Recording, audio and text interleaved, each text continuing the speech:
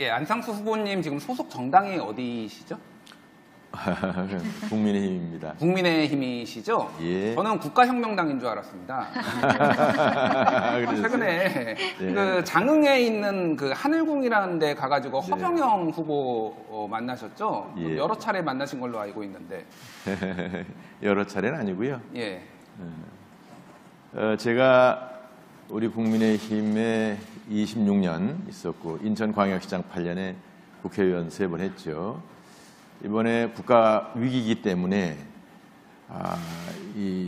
그래도 저 같은 리더십이 필요하겠다 해서 우리 당에 제일 먼저 등록하고 열심히 했는데 잘 안 떠요. 그런데 누가 중간에 누가 있었어요. 허경영 씨 측에서도 만날 용의가 있는 것 같다고 그래서 조금 이렇게 검토를 해봤더니 나도 그 양반 별로 이미지가 안 좋죠. 황당하다고 생각했는데 글쎄요, 그럼 만나볼까? 그랬는데 만나보니까 이재명이보단 나은 것 같더라고. 이재명이다. 그래서 잘 만났다. 이렇게 생각을 했지. 네, 그래서 제가 좀 추가로 질문. 이게 답변이 시간이 많지 않으니까 좀 요약해서 짧게 해주시고요. 예. 그 하늘궁에 가셨잖아요. 하늘궁이라는 데가 혹시 어떤 건 된지 아시나요? 잘 모르실 것 같아서 제가 그냥 빨리 설명을 드릴게요. 이게 주식회사 초종교 하늘궁에서 관리하는 데가 하늘궁이에요. 거기가 2019년에 매출액이 38억 원이고 영업이익이 37억 원이라서 영업이익률이 97.4%인 초초초 우량 기업입니다. 근데 이거 돈을 어떻게 버느냐? 명패를 팔아요. 명패를. 거기서 이제 허경영 대표죠. 사실상 대표인데 명패를 파는데 백궁이라는 데가 있어요. 그게 천국이에요, 천국. 그런데 하늘궁을 통해서 백궁을 들어가는데 거기를 들어가려면 명패를 사야지 들어갈 수 있어요. 그 명패 하나 가격이 300만 원입니다. 그거를 38억 원어치를 팔아가지고 지금. 근데 이분이 그러니까 정치로 유명세를 얻어가지고 그렇게 지금 서민들한테 300만 원씩 명패를 팔아서 지금 그렇게 돈을 많이 버셨거든요. 혹시 명패 사셨습니까? 혹시 그게 법적으로 문제가 돼 있는 게 있었어요? 나는 뭐 그런 아니, 절대로 법적으로 자발적으로 사는 거니까. 그럼 나는 뭐 하늘궁 통해서 천국 가겠다라고 하셔서 하는 거니까. 그런데 제가 말씀드리는 거는 지금 공당의 제1야당의 공당의 대선 후보가 이런 나는 이재명 후보가 이재명 후보 혹시 저 형수한테 욕하고 그런 얘기 이렇게 지나가는 거 봤어요? 핸드폰에 있던데. 이재명 후보가 지 형수한테 뭐 어딜 쑤셔 죽이느니 무슨 지 형제들하고 싸움질하느니 이러는 사람보다는 괜찮다. 아니 그건 그거고요. 천국 가는 티켓을 팔아도 아니 근데 괜찮다. 하나만 더 여쭤볼게요. 나는 하늘궁이라는 데가 만나는 게 중요한 건 아니고 예. 뭐 그날 그냥 거기서 보자 그래서 간 거지. 다른 그러니까 의미는 제가 없고. 하나만 더 여쭤보겠습니다. 자, 대선 후보 나왔잖아요, 지금. 허경영 후보도. 그러면 허경영 후보가 뜨면은 잠재적으로 보수 우파의 국민의힘의 지지자들이 갈 가능성이 높거든요. 좌파보다는.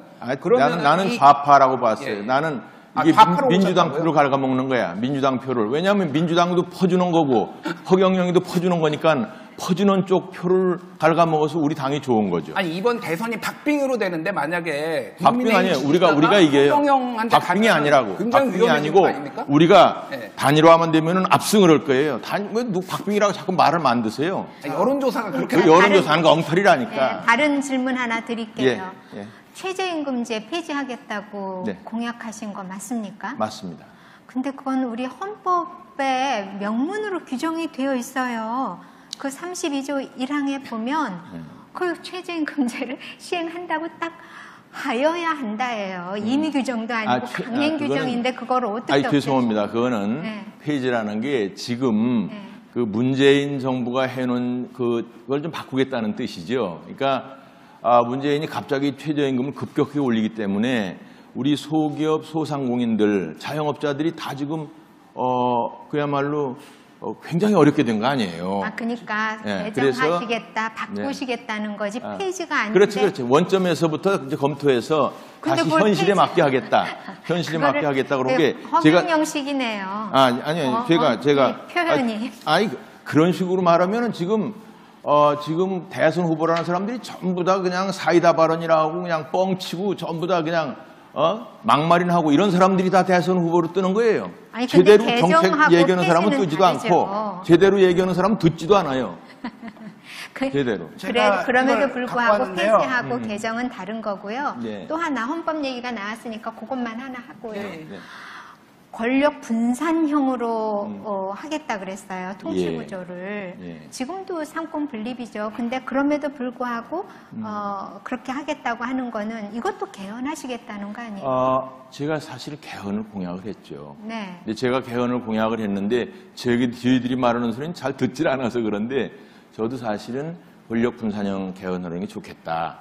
2022년에 그러니까 제가 2022년에 당선이 되면 1년간은 경제를 해결하는데 온 힘을 쏟고 2023년에 개헌을 하자. 그것은 권력 분산형인데 말하자면 지금 대통령제가 굉장히 대통령한테 권력이 집중이 돼서 지금 그동안에 권력농단 이래가지고 대통령들이 다 깜빵 가지 않았어요.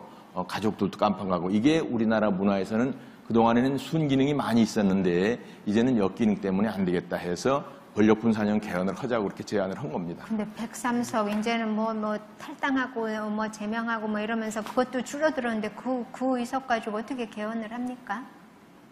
그러니까 그건 제안을 해서 이제 민주당하고 잘 협의를 해야죠. 정치권하고 잘 협의를 해야지 지 마음대로 하는 건 아닌데 저는 저 자신이 개헌, 소위 대통령 권력 분산형이 제 소신이다 그 말씀입니다. 네. 예. 제가 자기, 계속해요? 김 교수님. 하시죠. 예. 네, 하세요. 자기 인지도를 올리기 위해서 뭐 허경영을 만났다 이렇게 말씀하셨는데 이거 사실 뭐 정치를 희화하는 거잖아요. 정치 희화하는 사람이 많죠 지금. 아니 근데 그게 많아도 본인이 그 희화하는 것이 옳다고 생각하시는지. 아니 희화하는 것도 뭐 반드시 희화라고 볼 것도 없고 정치를 지금 아까도 얘기했지만 대통령 후보라는 사람들이 다 그냥 막말이나 하고 무슨 사이다 발언이나 하고 그냥 이런 사람들이 그냥 1, 2, 3등 하는 게 그게 희화하지. 우리같이 정상적으로 지금 인천시장을 통해서 내가 저 송도 국제도시도 만들고 저 인천 대교도 건설하고 그러한 리더십을 가지고 국민들한테 새로운 이 일자리 도시를 만들어서 저 건설해서 이 문제를 해결하겠다 이런 건 어디 나오지도 않아요. 나오지도 않고 그런 게 더 희화화된 거죠. 최저임금제 폐지가 아니라고 하셨는데 이거 보시면 본인이 제출한 거 맞죠? 이거 예, 거기 보면은 최저임금제 매 주 52시간제 폐지라고 분명히 그러니까 제가 아까 말씀드리지 않았어요. 그거는 그 정치적 수사고 헌법에 안 되는 거를 안 되면 안 되는 거지. 제 말씀은 문재인 정권에서 한 정책들이 잘못됐다. 그것을 바꾸겠다. 그렇게 이해하시면 됩니다. 자, 그 주 52시간제 폐지도 말씀하셨거든요. 근데 예. 우리나라가 OECD 국가 중에서 노동시간이 제일은 아니다 하더라도 멕시코 다음. 끝에서 세 번째로 알고 있거든요. 멕시코, 코스타리카, 그 다음에 이제 한국인데 사실 이렇게 노동시간이 그나마 좀 줄어든 게 사실은 이 주 52시간제가 도입됨으로써 100시간 정도가 줄었거든요. 뭐 정확하게는 탄력적으로 운영하겠다 이러면 되죠. 그러면 탄력적으로. 이것도 폐지가 또 아닌 거네요? 뭐 탄력적으로 운영을 하자. 그러니까 주 52시간 폐지도 아니다. 이렇게 그렇게 주장을 해야 그나마 이게 얘기거리가 되잖아요. 우리 진중권 교수가 내가 탄력적으로 운영한다 그러면 그 말을 나한테 물어보겠어요?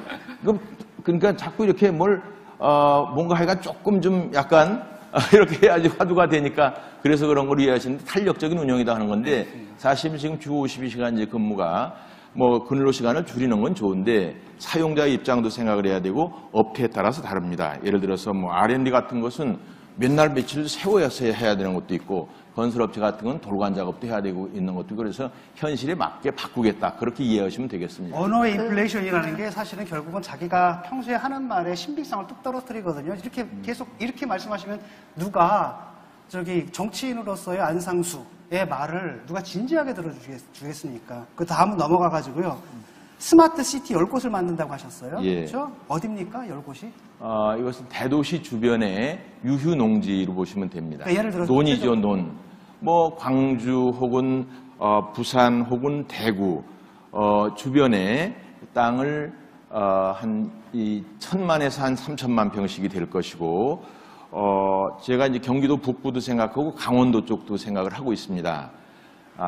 그렇게 해서 이제 우리나라 전체의 균형 발전인데 문제는 제가 그렇게 제시한 거에 가장 큰 그 목적은 저렴한 농지를 활용하자는 겁니다. 저렴한 농지를 활용해서 한 전체로 치면 한 1억 평인데 그 중에 7천만 평을 우리 2030 스타트업하는 젊은이들에게 무상으로 제공을 한다는 겁니다. 무상으로. 그리고 그 배후도시 3천만 평을 500만 원대 아파트, 500만 원입니다. 5천만 원이 아니고 500만 원대 아파트 100만 호를 건설하겠다라는 것이 저의 주요 공약입니다. 전국의 근데- 유휴농지 현황을 좀 알아보셨나요?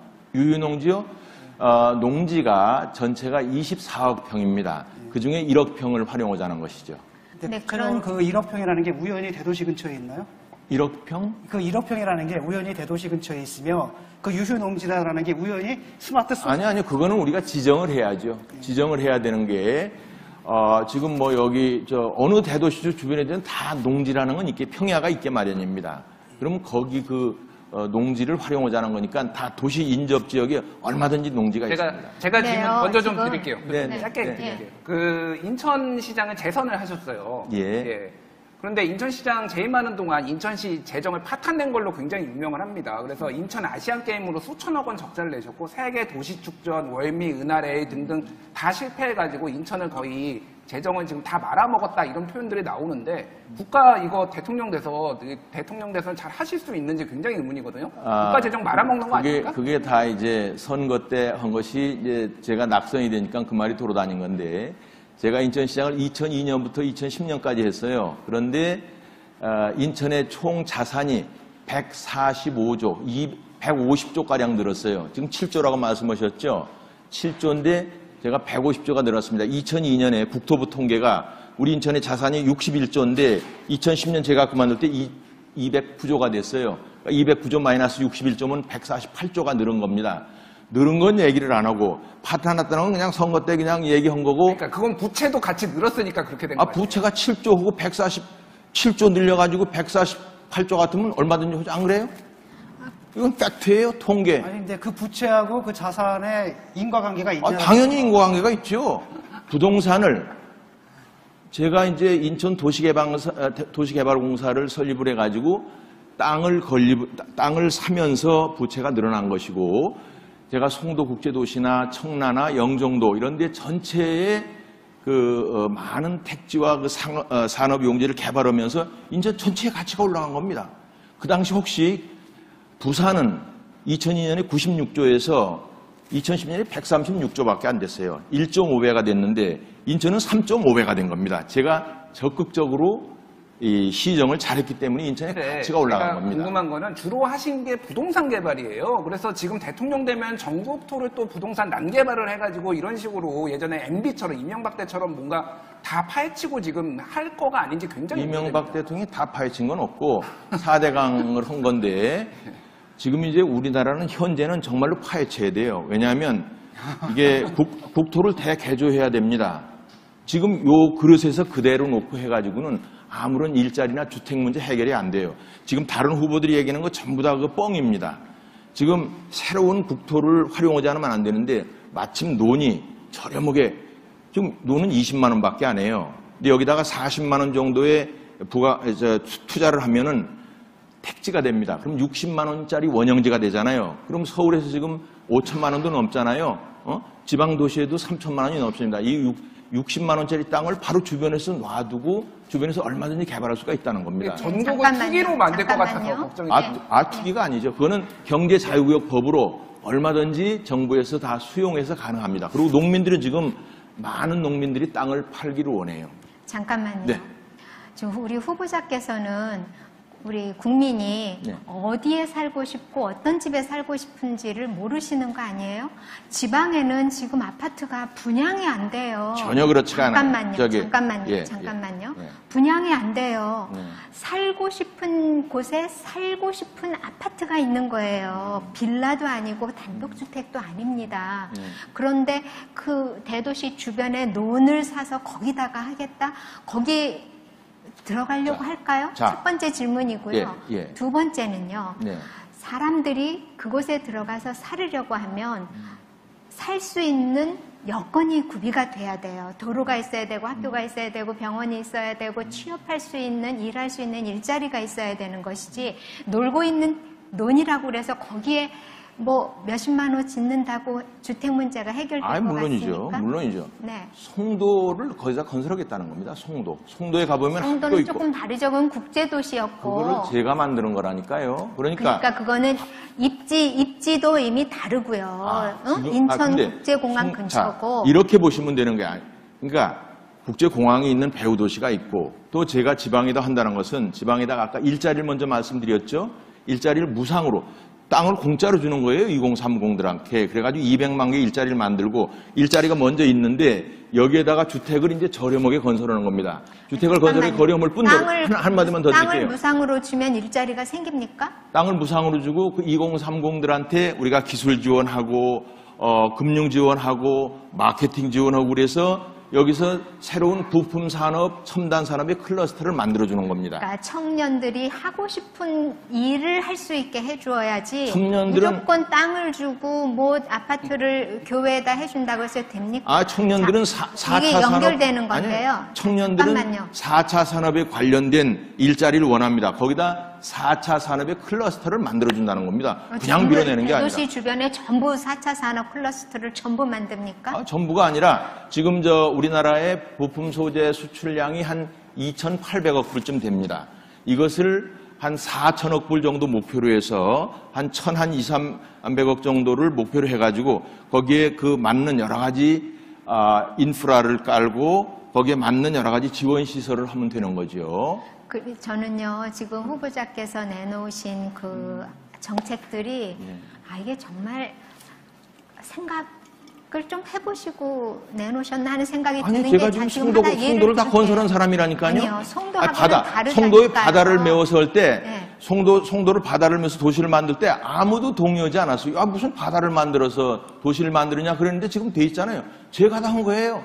그 김대중 대통령하고 경제자유국법을 만들고 노무현 대통령한테 지정을 받아서 제가 그 2010년까지 기본 인프라 다 만들어 놓은 거예요. 제가 노하우를 가지고 한다니까. 논하고 지금 말씀하시는 논하고는 다르죠. 아니 논하고 해달라요. 논이 더 쉽다니까 자, 바다보다. 그럼 이게 연결되는 건데요. 지방으로 이사를 하면 양도소득세를 뭐 면제해주겠다고 그러셨죠. 그렇습니다. 예. 그 서울 사는 분들이 그 양도소득세 때문에 이사를 안 간다고 생각하십니까?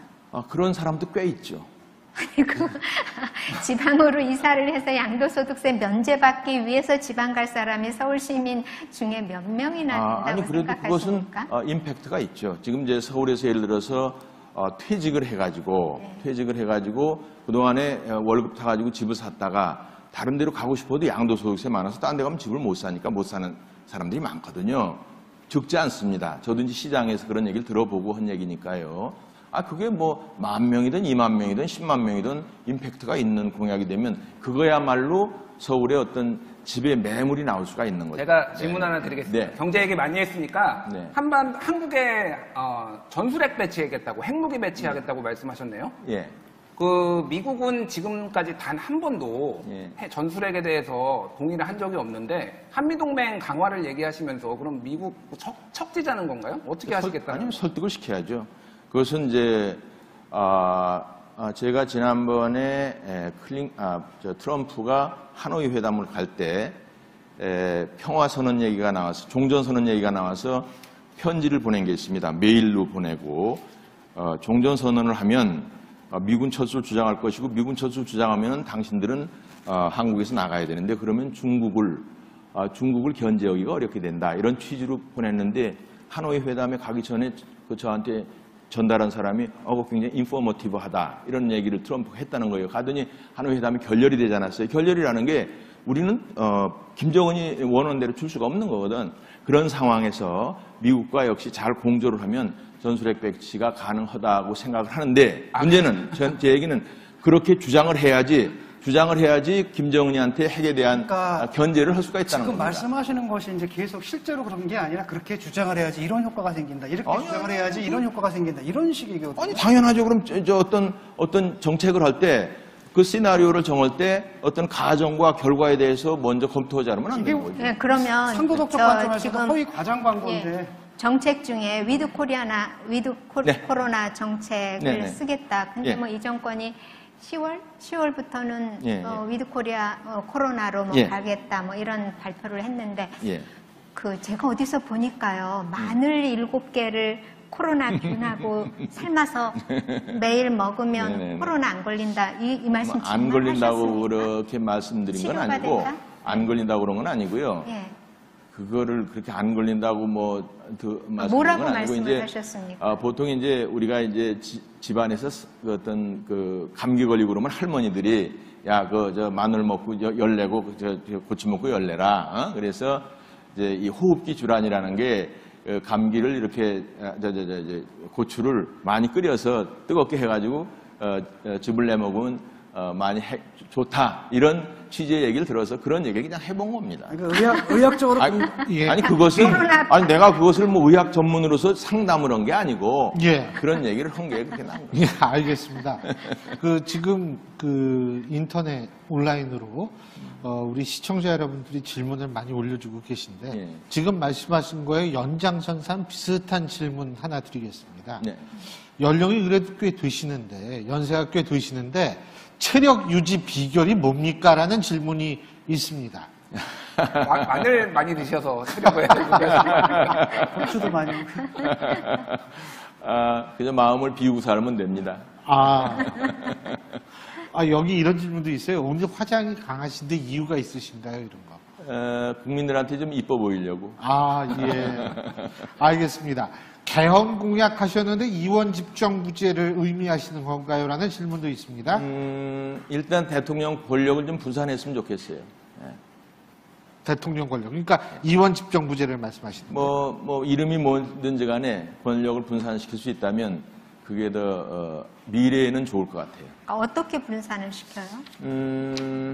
이제 국회에 예를 들어서 총리 지명권을 준다든지 해서 그런 얘기도 많이 하잖아요. 내각을 내치를 의원내각제처럼? 의원내각제라고 하면 또 그게 너무 규정이 되니까 우리나라도 이제 고민을 해야 되겠죠. 좀 분산을 시킬 필요가 있어요. 그냥 대통령제가 나름대로 순기능을 했죠. 지금까지 우리나라 발전하는데. 그런데 지금서부터는 이제 이 대통령은 지금도 대통령 후보들한테 주고 가서 줄 서 있잖아요. 예. 이 사람들이 다 국정농단 할 사람들이거든. 알겠습니다. 예. 시간이 다 됐습니다. 정확하게 22분 지났는데요.